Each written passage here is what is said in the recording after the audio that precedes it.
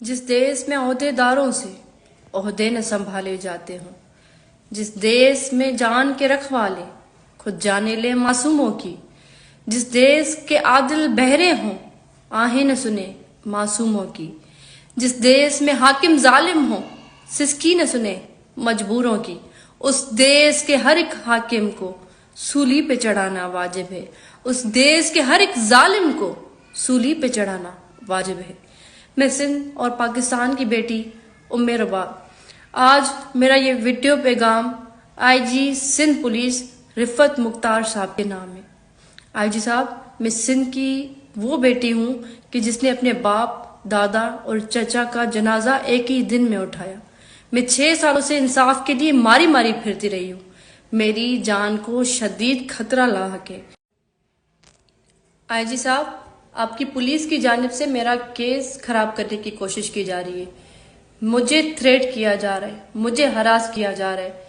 SHO इमदाद चांडियो, जिसका वालिद मेरे केस में अक्यूज्ड है, जेल कस्टडी में मौजूद है, और सरदार चांडियो वो भी इसी सेम केस में, ट्रिपल मर्डर केस में अक्यूज्ड है। तो उसी एसएचओ को सरदारों के होम डिस्ट्रिक्ट में किसने पोस्टिंग दिलाई है? आप जरा इस पे गौर करें। आईजी साहब, मैं आप में उम्मीद रख के ये बात कह रही हूँ क्योंकि आप बात करते हैं अमन की, आप बात करते हैं कि एक चेंज आएगा।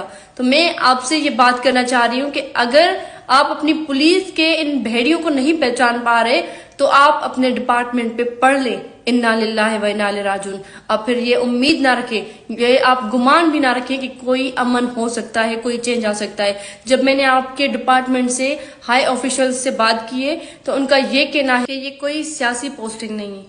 आईजी साहब, मैंने कोई बात विदाउट प्रूफ नहीं कही है। मेरे पास इस बात का सबूत मौजूद है कि आईजी सिंध पुलिस मुश्ताक महर साहब रहे थे, डीआईजी नासिर आफ्ताब, डीआईजी नईम अहमद शेख साहब, इन सब ने इन रिटन सुप्रीम कोर्ट में इसी एसएचओ का नाम दिया है जिसको सियासी पोस्टिंग दी गई है। सेम डिस्ट्रिक्ट में, सेम पुलिस स्टेशन पे उसको 2 साल पहले आप लोग क्लेम कर रहे हैं कि सियासी पोस्टिंग है, और 2 सालों के बाद आप उसी डिस्ट्रिक्ट में उसको पोस्टिंग देकर ये क्लेम कर रहे हैं कि वो कॉम्पिटेंट है। वो 2 सालों में इतना कॉम्पिटेंट हो गया कि आपने उसी एसएचओ को उन्हीं लोगों के, उन्हीं सरदारों की गोद में बिठा दिया है। आईजी साहब, ये बड़ी नाइंसाफी है। ये नाइंसाफी कोई भी बर्दाश्त नहीं कर सकता। मुझे थ्रेट है, मुझे डीआईजी साहब की जानिब से ये बोला गया है कि हम मेक श्योर करेंगे कि ऐसी बात आगे ना हो। किसी और डिस्ट्रिक्ट का एसएचओ जिनके साथ एक मसला हमारा चल रहा है, वो किस तरीके से मेरी सिक्योरिटी के मामलात में इंटरवीन कर रहा है, और उसने जो किया उसका अजाला कौन देगा? मुझे बोला जा रहा है कि आगे से ऐसा नहीं होगा। मुझे ये बताएं कि जो हुआ, क्योंकि मेरा जो केस में विटनेस है उसको इस बात का इतना असर हुआ कि ये पूरी मीडिया ने भी रिपोर्ट किया है, वो कोर्ट के अंदर बयान देते हुए बेहोश हो गया। उसको इतना प्रेशराइज किया गया है कि एक अक्यूज का बेटा खड़े होकर हमारी चेकिंग करवाए, वो इंस्ट्रक्शंस दे पूरी पुलिस डिपार्टमेंट को कि आप इनकी इस तरीके से नहीं, इस तरीके से चेकिंग करें, या वो खड़े होकर हमें ये मैसेज दे कि ये सिस्टम इन कातलों, इन जालिमों के साथ है। तो ये बहुत नाइंसाफी है। जी साहब, इस चीज का नोटिस ले, अदरवाइज आप ये गुमान छोड़ दे कि सिंध में कोई अमन हो सकता है।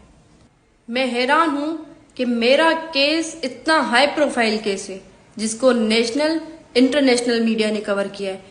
इस वाकये में आईजी सिंध पुलिस की सुप्रीम कोर्ट तक पेशियां होती रही हैं। उसके बावजूद भी मेरे साथ ये सब किया जा रहा है कि एक एसएचओ के खिलाफ कोई कार्रवाई नहीं हो सकती। तो मैं क्या उम्मीद रखूं कि मैं यहाँ पे महफूज हूं? मैं क्या उम्मीद रखूं कि जागीरदारों के खिलाफ कोई कार्रवाई हो सकती है? मैं ये जस्ट बोलना चाहती हूँ कि खुदारा होश के नाखून ले, मेरी जिंदगी खतरे में है। अगर मुझे कुछ होता है तो उसका जिम्मेदार डीआईजी लाड़काना नासिर आफ्ताब भी होगा और सिंध पुलिस भी होगी, पूरा डिपार्टमेंट। शुक्रिया।